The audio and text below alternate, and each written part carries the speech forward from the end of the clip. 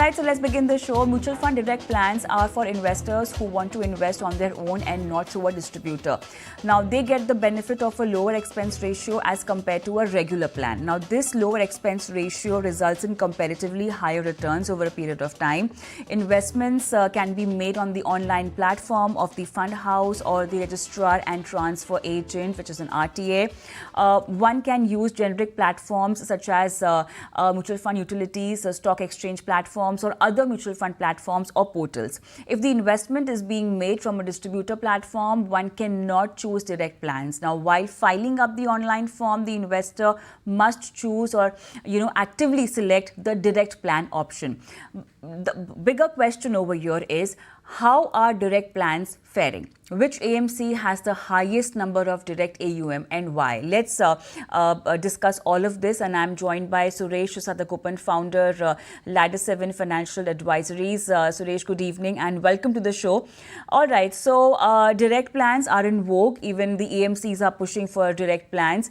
We are seeing a lot of investor interest, and especially through fintech platform, we are seeing a lot of money coming in from direct plans. Now, I just want to understand which are the top rated AMCs with the highest AUM when it comes to direct plans. Do you have any data in your hands right now that you can share, and what could be the reason behind that? As far as the top AMCs are concerned, you have SBI, ICICI, and HDFC. As far as SBI is concerned, it is about 56%. As far as ICICI is concerned, it is about 46%, and HDFC is concerned, it is about 40%. I'm talking about the top three. There are many other AMCs which have much higher levels of direct plan exposure.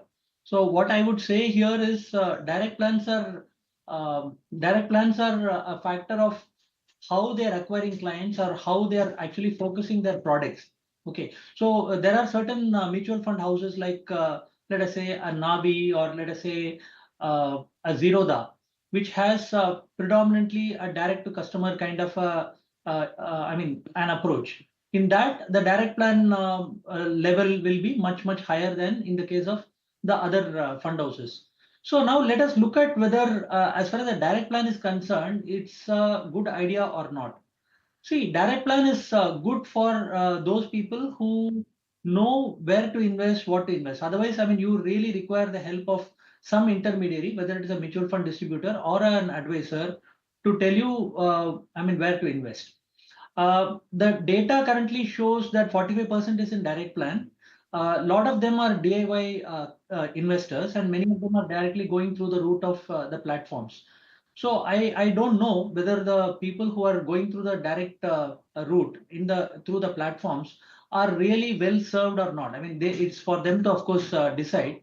But only looking at the cost and going to the direct plan is not a great idea. Or only looking at the returns and going to a direct plan is not a great idea. So, you will have to look at what is that you are investing in and whether that is suitable for you, and not only the cost aspect. I don't think a lot of people are very conversant, with this fact. But okay, let's also highlight the kind of benefits one might get by going through a regular plan. There'll be a difference in the NAV. There'll be difference in the return, obviously, because you are dealing directly with the AMC, and handling everything on your own. But when we are talking about benefits that you get through a regular plan, what does that include? So I'll talk both about the direct plan and going through an advisor, and I'll also talk about a regular plan. In the case of a regular plan, there is a mutual fund distributor who is actually getting a certain commission for services rendered. So typically, what is the service that a mutual fund distributor will render? So that service is they will understand what the goals are, they will understand what is the risk profile, and they will help put together a portfolio and choose an appropriate fund which is suited to that particular investor's goal or that particular investor's portfolio. So this is a very important thing. See, on the face of it, a lot of people who don't understand this thing, they will directly choose, for example, a small cap fund or a mid cap fund, and that may be way above their risk level. and that can really be a problem. So at certain points when small cap and mid caps are firing, it may look like a great decision, but not having an advisor can really be problematic. The markets have started falling, and you don't know where you are going to land. So it's always better to have somebody who can advise you. This is as far as the regular plans are concerned. Now, as far as the direct plans are concerned, in the case of a direct plan, you pay much lower charges because as far as the commissions are concerned, there are no commissions involved in a direct plan.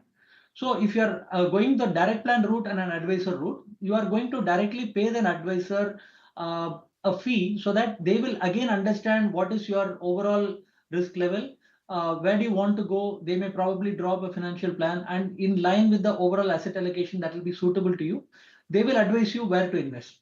So whether it is a regular plan with a mutual fund distributor or a direct plan with an advisor, these two approaches are direct plan without any advisor or a distributor and doing it on your own may work for a very, very small sliver of people who are financially savvy. For most other people, they should either consider an advisor route or a MFD route. All right. Uh, do we have any data that tells us the direct plans are coming up from where? Are we talking about B30 towns where the interest is more about for direct plans? I don't have that granular level of detail, but as far as the regular plan, direct plan is concerned, I have this data that 60% is retail and 40% is institutional. Okay, and the other data is as far as, okay, yeah, this is not about direct regular. Direct plan is about roughly 30.6 lakh crores and regular is about 37.2 lakh crores. So those kind of data are there. Some bit of granular data is slightly missing. I mean, I don't know as far as institutional shares are concerned. Also, yeah, there is a bit of data which is available. I can talk to you about that. I don't have that right now. So, yeah. Yeah. So as far as the institutional is concerned, liquid and ETFs and FOFs, 88%, 89% is with institutional category. As far as equity oriented schemes are concerned, 88% are with retail.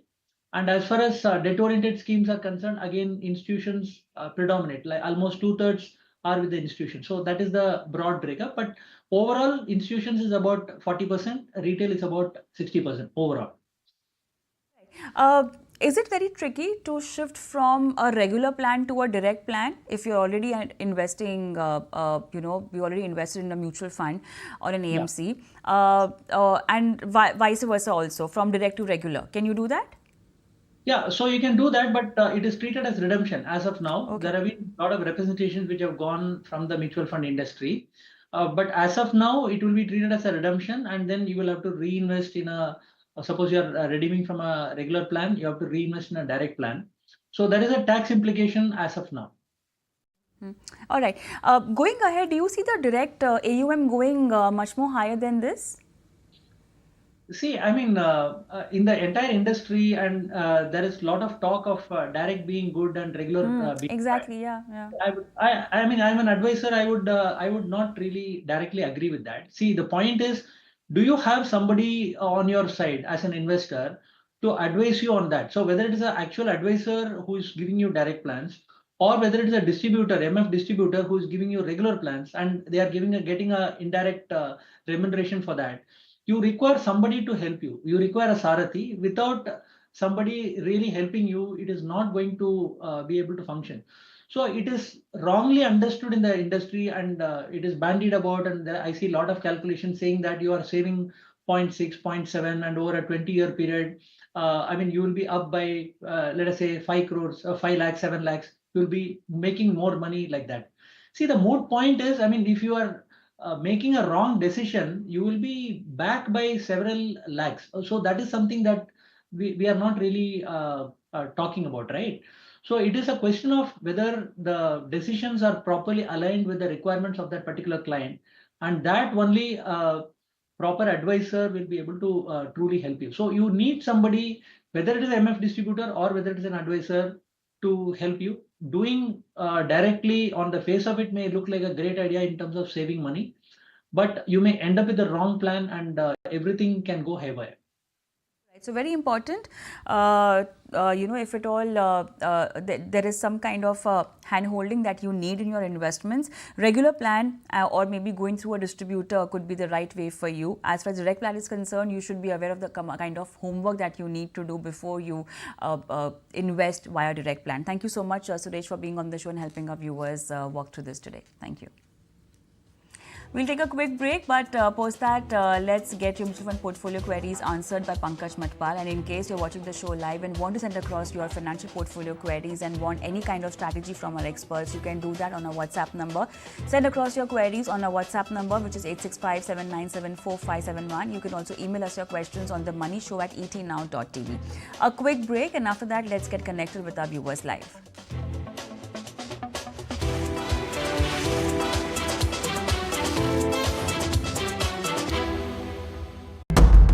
There comes a time when your heart calls for you to arise. Plant your feet solid into the ground. Decide your own limits. And then break right through them. Become something more. It's my time to rise.